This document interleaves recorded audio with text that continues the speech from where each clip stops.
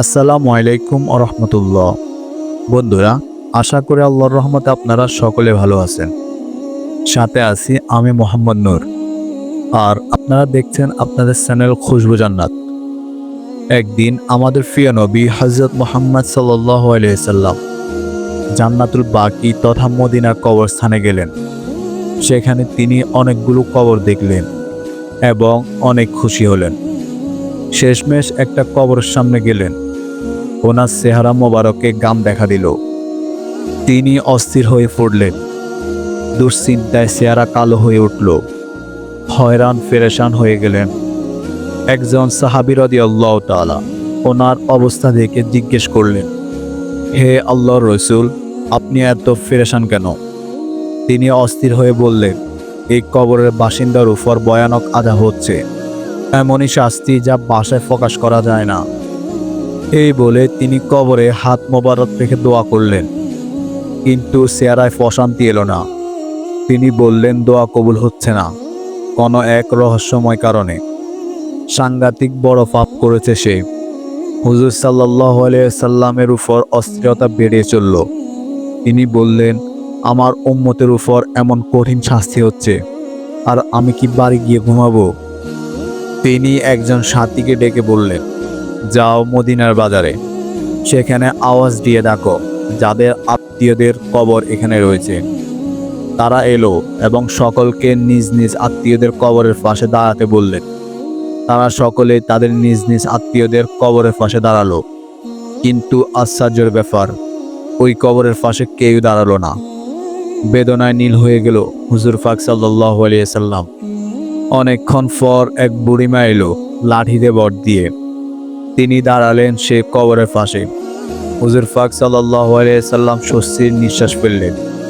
তারপর বৃদ্ধাকে জিজ্ঞেস করলেন, এটা কার কবর? বৃদ্ধা মহিলাটি বললেন, আমার ছেলে। হুজুর পাক সাল্লাল্লাহু আলাইহি সাল্লাম বললেন, আপনার ছেলের কবরে ভয়ানক আযাব ও শাস্তি হচ্ছে। বৃদ্ধা মহিলাটি বলল, ইয়া রাসূলুল্লাহ, এটা কি সত্যি?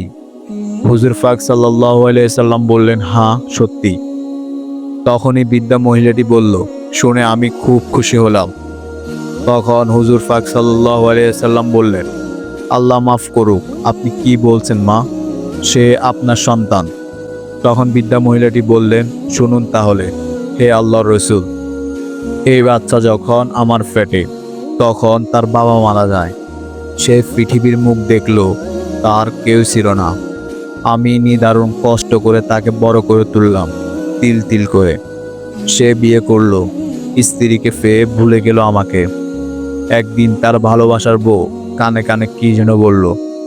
ছেলে রাগে অধীর হয়ে মারতে শুরু করলো আমাকে।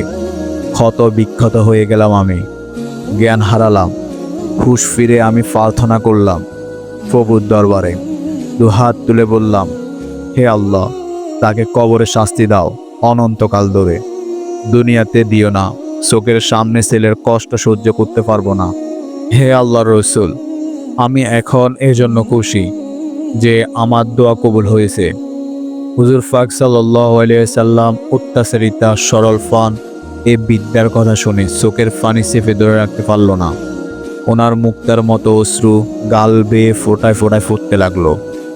খানিকক্ষণ পর নিজেকে সামনে নিয়ে বললেন, হে বিদ্যা মা, তুমি তোমার ছেলেকে ক্ষমা করো, সে ভয়াবহ শাস্তি পাচ্ছে। বিদ্যা বললেন, হে রাসূলুল্লাহ সাল্লাল্লাহু আলাইহি সাল্লাম, অন্য কিছু বলুন, ছেলেকে আমি ক্ষমা করব না।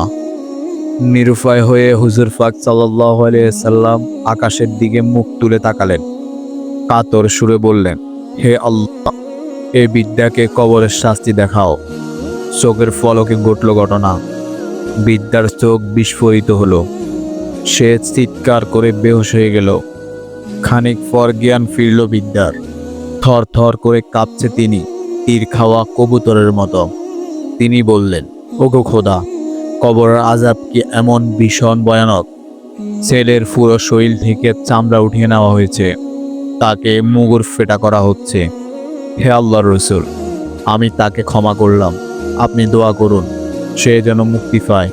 হুজুর পাক সাল্লাল্লাহু আলাইহি সাল্লাম হাত উঠালেন আল্লাহর দরবারে এবং দোয়া করলেন। দোয়া শেষে ওনার চেহারা উজ্জ্বল হয়ে গেল। প্রকৃতিতে আকাশে বাতাসে নেমে এলো সুমহান সমাহিত পরিবেশ, গভীর প্রশান্তি দয়াল নবীর চেহারা মোবারকে, চারদিকে শান্তির ছায়া। সম্মানিত দর্শক বন্ধুরা, এই ঘটনাটি আপনাদের কাছে কেমন লেগেছে তা অবশ্যই কমেন্ট করে জানাবেন। আজ তাহলে এই পর্যন্ত। আপনারা ভালো থাকুন, সুস্থ থাকুন। আল্লাহ হাফেজ।